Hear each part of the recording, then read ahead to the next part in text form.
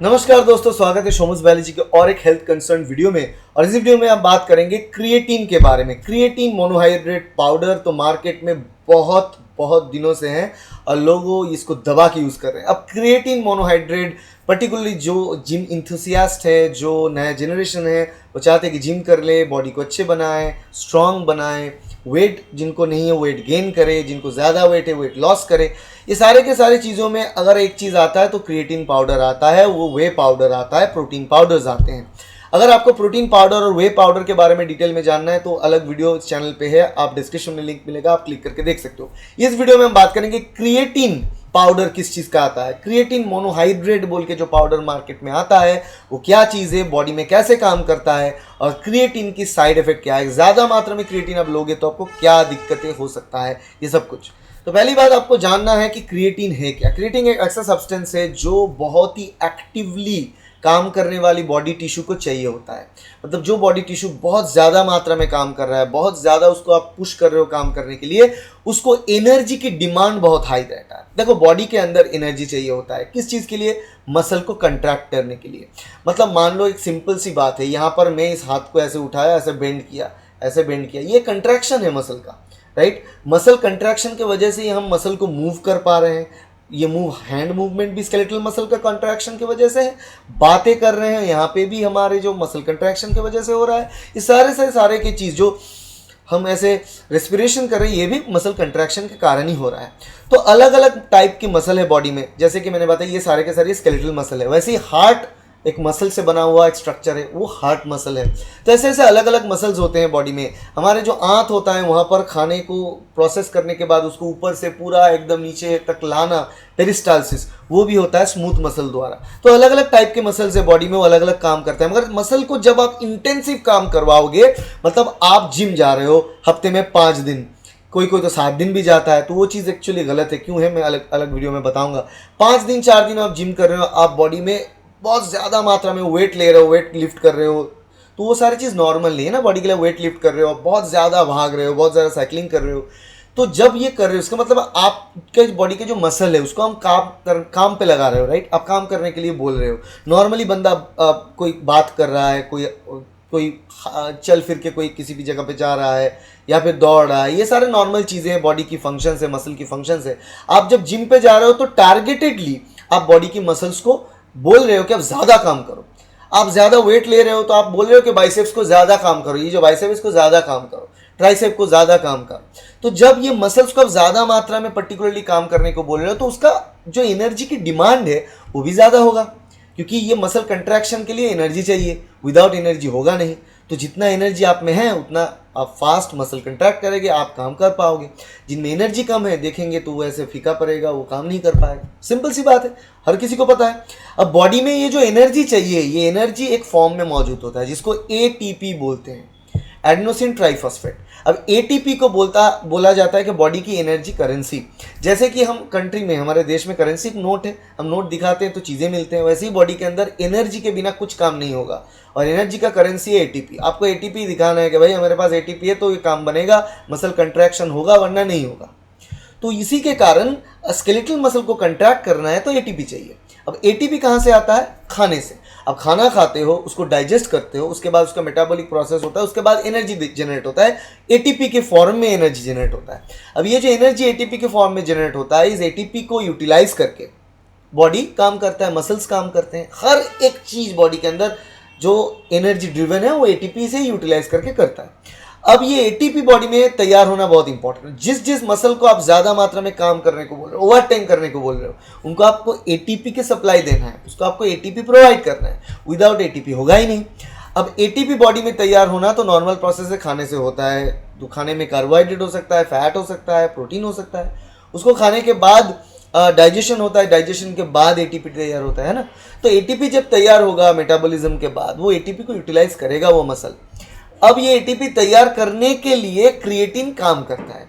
इसी के कारण बॉडी में जो रेड मास, जो मसल होता है हमारा रेड कलर का, क्योंकि उसमें एक अलग किस्म के प्रोटीन्स वहाँ पे रहते हैं, उसके लिए उसके कलर लाल है। मगर उस मसल में क्रिएटिन नॉर्मली पाए जाते हैं। अब क्रिएटिन का जॉब क्या होता है? देखो, क्रिएटिन ना सिर्फ और सिर्फ फॉस्फेट के साथ बाइंड कर सकता है। अब देखो एटीपी क्या है, एडिनोसिन ट्राइफॉस्फेट। एक छोटा सा साइंटिफिक टर्म मैं आपको समझाता हूं, उतना डिफिकल्ट नहीं है। एडिनोसिन, उसके साथ ट्राई मतलब तीन फॉस्फेट लगा हुआ होता है, तो वो होता है एनर्जी करेंसी। एडिनोसिन उसके साथ 3 फॉस्फेट। अब बॉडी में सिर्फ सिंगल फॉस्फेट भी आता है, राइट, डिफरेंट जगह से होता है। तो अब क्रिएटिन क्या करता है, क्रिएटिन वो सिंगल फॉस्फेट के साथ बाइंड कर जाता है, तो हो जाता है क्रिएटिन मोनोफॉस्फेट और क्रिएटिन फॉस्फेट। जब भी क्रिएटिन फॉस्फेट हो जाता है, ये क्रिएटिन फॉस्फेट बॉडी के अंदर रहता है। जिस मसल को ज्यादा काम करना होता है, ज्यादा एनर्जी चाहिए होता है, उतने एनर्जी जब बॉडी नॉर्मली डिमांड सप्लाई नहीं कर पा रहा है, तब जाके वो क्रिएटिन फॉस्फेट क्या करता है, अपने में से वो एक फॉस्फेट को खोलकर एक और कंपोनेंट जिसको कहा जाता है एडीपी, एडिनोसिन डाइफॉस्फेट। डाई का मतलब है 2, तो एडिनोसिन डाइफॉस्फेट पे 2 फॉस्फेट है और सिंगल फॉस्फेट बाहर घूम रहा है। अब क्रिएटिन क्या करता है, क्रिएटिन का काम होता है कनेक्टर का। वो एक फॉस्फेट लेकर उस एक फॉस्फेट को एडीपी को दे देता है। अब एडीपी, जब एडीपी में 2 फॉस्फेट था ही, एक फॉस्फेट मिल गया तो क्या हो गया, एडीपी बन गया एटीपी। ऐसे एडीपी से एटीपी बन जाता है, एडिनोसिन डाइफॉस्फेट से एडिनोसिन ट्राइफॉस्फेट बन जाता है। अब जब एडिनोसिन ट्राइफॉस्फेट बनता है, हो गया ना, वही करेंसी है ना, तो अपना खुद की करेंसी प्रिंट कर दिया मसल। जब करेंसी बन गया, एटीपी तैयार हो गया, तो मसल एटीपी को यूटिलाइज करके फिर से काम करने लगता है। तो इस हिसाब से क्रिएटिन पाउडर बॉडी के अंदर जिस मसल में ज्यादा काम होता है, ज्यादा ओवर इंटेंसिव वर्क हो रहा है, तो उस मसल को एनर्जी सप्लाई देने के लिए इंपॉर्टेंट होता है।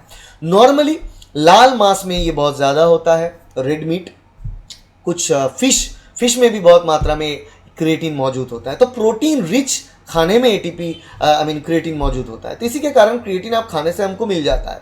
और जो लोग वेजिटेरियन हैं उनमें ये शायद कम मिलेगा, तो उनको चाहिए होता है कि क्रिएटिन, अगर वो जिम करे तो उनको क्रिएटिन सप्लीमेंट लेना पड़ता है। या फिर कोई भी लोग जो नॉन वेजिटेरियन भी है वो भी क्रिएटिन सप्लीमेंट इसलिए लेते हैं क्योंकि वो जिम में कोई एथलीट हो गया, उनको ज़्यादा भागना पड़ता है ना। एथलीट बहुत ज़्यादा भागेंगे, नॉर्मल लोग जितना भागते हैं उससे कहीं ज़्यादा, तो इसी के कारण वो जो भागने वाले मसल है, वो थाई की मसल है, पैर की मसल है, हाथ की मसल है, बॉडी के अलग अलग जगह की मसल ज़्यादा काम करता है, तो उसमें भी क्रिएटिन देना पड़ता है।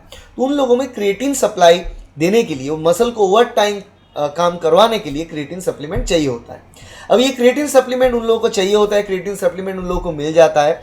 अब नॉर्मली सप्लीमेंट के तौर पे क्रिएटिन पाउडर आता है, आप पाउडर ले सकते हो। पाउडर कितना लेना है आपको, पाउडर लेने का डोज, क्रिएटिन पाउडर लेने का, जो क्रिएटिन मोनोहाइड्रेट पाउडर आता है मार्केट में, उसको लेने का डोज होता है नॉर्मली, अगर आप स्टार्टिंग से ले रहे हो तो 10 मिलीग्राम पर डे एक एडल्ट इंडिविजुअल को लेना है। अब कितने दिन तक, 5 दिन, 10 दिन, उसके बाद 1 से 2 मिलीग्राम पर डे लेना है आपको मेंटेन करने के लिए। पहले दफ़ा 1-2 अच्छा लेना होता है ज़्यादा, फिर उसके बाद मेंटेन करने के 2 मिलीग्राम पर डे काफ़ी होता है। अगर किसी को मसल एक्सरसाइज के कारण मसल को सप्लाई, एनर्जी सप्लाई देने के लिए क्रिएटिन लेना होता हो तो। अदरवाइज क्या हो ना कि लोग अगर रेगुलर लाइफ लीड कर रहे हैं तो रेगुलर खाने से जितना क्रिएटिन आ रहा है, जितना एनर्जी वो डेवलप कर पा रहे हैं, उसके बाद जिम करके ज़्यादा थकान, ज़्यादा टायर्डनेस महसूस होता है और मसल जो है वो फैटीग कंडीशन में चला जाता है, क्योंकि मसल के अंदर लैक्टिक एसिड बिल्डअप होता है, उसके कारण मसल फैटीग में चला जाता है, मसल उतना अच्छे से काम नहीं करता है। तो उन लोगों को टायर्डनेस ज़्यादा मौजूद होता है, क्योंकि वो सिर्फ और सिर्फ एथलीट नहीं हो, सिर्फ जिम साइड बाय साइड कर रहे हो विद देयर नॉर्मल वर्क, तो नॉर्मल वर्क में जाने के टाइम पे उन लोग टायर्ड फील करते हैं। तो इसी के कारण उन लोगों को सप्लीमेंट के तौर पे 2 मिलीग्राम क्रिएटिन पर डे लेना है, तो अच्छी बात है, वो सही है, कोई बात नहीं, उतना ओवरडोज नहीं होता है। मगर अगर कोई इंसान ज़्यादा मात्रा में ये क्रिएटिन पाउडर ले तो उनको प्रॉब्लम हो सकता है। अभी बात करते हैं कि क्रिएटिन पाउडर किस लिए लिया जाता है। तो क्रिएटिन पाउडर लिया जाता है हाई इंटेंसिव वर्कआउट करने के तौर पे, मसल को एनर्जी सप्लाई देने के लिए, तो एथलीट्स यूज़ करते हैं, या फिर कोई इंडिविजुअल जो ओवर वर्क कर रहे हैं कोई पर्टिकुलर मसल को लेकर, उनको भी एनर्जी सप्लाई देने के लिए क्रिएटिन पाउडर लेना पड़ता है। तो ये तो एक नॉर्मल बात होता है क्रिएटिन के यूटिलाइजेशन।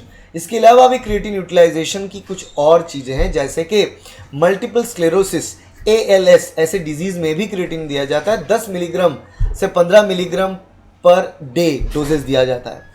और एक चीज़ होता है कि यहाँ पर पार्किंसंस डिजीज़ में भी प्रॉब्लम होता है, जो न्यूरो डिजेनरेटिव डिजीज़ होता है, जो ब्रेन सेल धीरे धीरे जो मसल कोऑर्डिनेशन है वो काम करना बंद कर देता है ब्रेन सेल में कुछ प्रॉब्लम्स के कारण विथ एज, और ये प्रोग्रेसिव डिसऑर्डर है, धीरे धीरे प्रोग्रेस करने लगता है। तो अर्ली स्टेज पे अगर आपको पार्किंसन को रोकना होता है तो वहाँ पर भी 10 से 15 मिलीग्राम पर डे डोजेस दिया जाता है। तो क्रिएटिन जो है वो प्रोडक्ट सिर्फ और सिर्फ ऐसे नहीं कि जो लोग जिम कर रहे हैं, वेट उठा रहे हैं, उन्हीं को लिए है, नहीं, ये बहुत सारे अलग बीमारी में भी काम आता है और डोजेज उस हिसाब से एडजस्ट किया रहता है कि आपको डोजेज एडजस्ट करना है कि पार्किंसन में या फिर ALS डिजीज़ में, मल्टीपल स्क्लेरोसिस में इसका अमाउंट तो 10 मिलीग्राम पर डे देना होता है। और वहीं पे अगर आप जिम कर रहे हो तो स्टार्टिंग 4-5 दिन आप 10 मिलीग्राम पर डे लो, उसके बाद ये 2 मिलीग्राम पर डे ही मेंटेनेंस फेज के लिए काफ़ी होता है।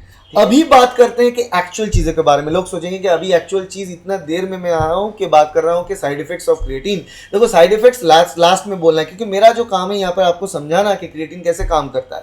अब ऑटोमेटिकली साइड इफेक्ट्स आपको पता चलेगा। देखो क्रिएटिन के साइड इफेक्ट्स तो 2 प्रकार के हैं। एक तो है डाइजेशन के साइड इफेक्ट, क्योंकि कोई भी ऐसे तरीके की चीज़ें जो होता है, प्रोटीन पाउडर अलग चीज़ है, प्रोटीन पाउडर जैसे कि वे पाउडर वो अलग चीज़ है, उसके डाइजेशन में और प्रॉब्लम आता है। क्रिएटिन में भी डाइजेशन में प्रॉब्लम आता है। अगर आप ज़्यादा मात्रा में क्रिएटिन ले रहे हो 10 मिलीग्राम से ज़्यादा और बॉडी में उतना यूटिलाइजेशन नहीं हो रहा है तो एक्सेस क्रिएटिन की वजह से प्रॉब्लम हो सकता है। और यहाँ पर डाइजेशन मतलब यहाँ पे आपको हार्ट बर्न होना, इंडाइजेशन होना, उसके साथ साथ क्रैम्पिंग, एब्डोमिनल पेन होना, दर्द होना एब्डोमेन में, उसके साथ साथ डायरियल टेंडेंसीज कुछ जगह पे हो सकता है।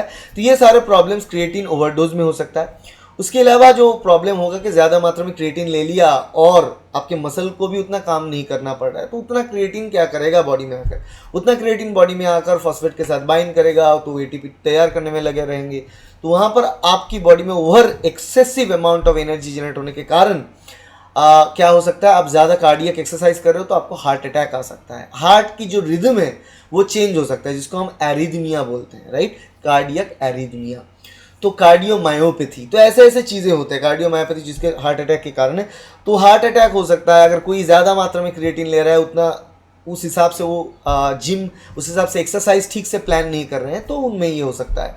उसके साथ साथ जैसे कि मैंने आपको कहा कि इसको लेने पर भी आपको हार्ट रेट में प्रॉब्लम आएगा, जैसे कि एरिथमिया, हार्ट का नॉर्मल जो रेट है उससे बढ़ जाना या घट जाना, वो कार्डियक एरिथमिया भी आपको हो सकता है। तो ये कार्डियक एरिथमिया हो गया। उसके साथ साथ हेडेक आता है कभी कभी, उसके साथ साथ एब्डोमिनल डिस्कम्फर्ट, पेन, डायरिया की टेंडेंसी, ये सारी चीज़ें यहाँ पर बहुत से दफ़ा हो सकता है। तो ये चीज़ आप ध्यान में रखना कि क्रिएटिन प्रोडक्ट आप कब ले रहे हो। अगर आप कोई भी बीमारी से जा रहे हो, यहाँ पर जहाँ पर मसल की काम करना बहुत इंपॉर्टेंट है, अगर मसल ठीक से नहीं काम कर रहे, जैसे कि पार्किंसंस डिजीज़, वहाँ पर क्रिएटिन पाउडर के यूटिलाइजेशन बहुत हद तक हो सकता है। मगर अगर आप हेल्दी इंडिविजुअल हो, आप जिम के कारण क्रिएटिन ले रहे हो, तो आपको एक्सरसाइज को ठीक से डिसाइड करना है। आप ट्रेनर से कहो, आप डॉक्टर से बात करो, आप न्यूट्रिशनिस्ट से बात करो, उस हिसाब से डिज़ाइन करो। उसका अमाउंट कितना लेना है वो आपको तय करना है ठीक से। उसके साथ साथ आपको ज़्यादा मात्रा में जो है पानी पीना है, ठीक ठाक नॉर्मल खाना भी खाना है। ऐसा नहीं है अब क्रिएटिन ले लिया, क्रिएटिन ज़्यादा मात्रा में लिया, मगर प्रोटीन डाइट आप नहीं ले रहे हो, आप सिर्फ क्रिएटिन ले रहे हो और कार्बोहाइड्रेट पे कार्बोहाइड्रेट खाता चले जा रहे हो, वहाँ पे आपको ज़्यादा फायदा नहीं होगा मसल मास का, है ना। तो वहाँ पे आपके नुकसान ही होंगे। तो आपको अगर क्रिएटिन इंटेक करना है, उसके साथ साथ प्रोटीन का भी इंटेक करना है, तो अमाउंट जो खाना है उसमें प्रोटीन रखें ज़्यादा, उसके साथ कार्बोहाइड्रेट थोड़ा बहुत, और फैट भी रखना है आपको, हेल्दी फैट, अच्छी फैट जो है उसको रखना है। ये सारी चीज़ चाहिए। आप सिर्फ और सिर्फ प्रोटीन डाइट पे चले जाएंगे, आपकी प्रॉब्लम आ जाएगा। आप सिर्फ और सिर्फ क्रिएटिन के ऊपर रहेंगे, प्रोटीन ले लेंगे, पानी नहीं लेंगे, तो भी प्रॉब्लम आएगा। तो ये सारी चीज़ को समझाना और समझना बहुत इंपॉर्टेंट है।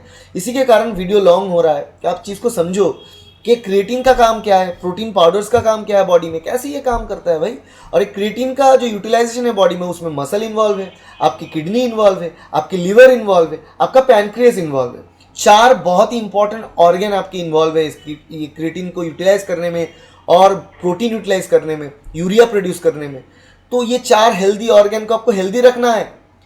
आप जिम करके बॉडी बनाने की कोशिश कर रहे हो, उसमें ये सारे चीज़ 4 ऑर्गन को आप खतरे में डाल सकते हो अगर आपको ठीक से ज्ञान नहीं है तो इसी के कारण वीडियो को बनाया, इस चीज़ को समझे कि प्रोटीन ज़्यादा लेना है, क्रिएटिन लेना है, तो आप लिवर को ज़्यादा काम करवा रहे हो, किडनी को ज़्यादा काम करवा रहे हो, मसल को ज़्यादा काम करवा रहे हो। तो उसको अगर काम करवा ही रहे हो तो काम एक्सरसाइज करो कि यूटिलाइजेशन हो एनर्जी का, और उसके बाद भी बॉडी को रिकवर होने के लिए भी टाइम दो। इसी के कारण बोलते हैं कि 3 से 4 दिन हफ्ते में जिम ही काफ़ी होता है। क्योंकि बॉडी में जितना आप प्रेशर डालोगे, मसल में प्रेशर डालोगे, सिर्फ और सिर्फ मसल में नहीं डाल रहे हो। आप वेट गेन कर रहे हो, आप लोग वेट लिफ्ट कर रहे हैं तो मतलब मसल में प्रेशर डाल रहे हैं, नहीं, आपके मसल से कहीं ज़्यादा प्रेशर तो आपके लीवर में है, क्योंकि ज़्यादा प्रोटीन इंटेक कर रहे हो आप, तो लीवर को उसको क्लियर करना है। उसके ज़्यादा प्रेशर तो आपके किडनी के हैं, क्योंकि आप पानी अगर कम पी रहे हो तो किडनी में क्या होगा, वो तो प्लाज्मा में यूरिया बढ़ा देगा, वो फिल्टर नहीं कर पाएगा। तो याद रखो कि बाहर से दिखने वाली चीज़ ही नहीं है, अंदर का जो इंपॉर्टेंट ऑर्गन है वो ठीक रहे। इसी के कारण जब ये करना है, बहुत अच्छी बात है, क्रिएटिन इंटेक बहुत अच्छी बात है, ये कोलेस्ट्रॉल लो करने के लिए, वेट लॉस करने के लिए बहुत अच्छे तरीके से यूज़ किया जा सकता है, मगर उसको ठीक से यूज़ करना चाहिए। उसको आना चाहिए कि आप जिसी से भी आप ये खाने के चार्ट बनवा रहे हो तो उनको वो चीज़ें आना चाहिए, आपको जानना चाहिए कैसे हो रहा है, otherwise you can not understand. ठीक है, तो ये सारे साइड इफेक्ट्स हो गए क्रिएटिन पाउडर के, क्रिएटिन मोनोहाइड्रेट पाउडर के। आशा करते हैं कि वीडियो को अच्छा लगा। वीडियो अच्छा लगे तो वीडियो को लाइक ज़रूर करना, शेयर करना दोस्तों के साथ, सब्सक्राइब करना इस चैनल को, ताकि ऐसे वीडियो फ्यूचर में आपको फिर से मिलता रहे। Thank you, bye.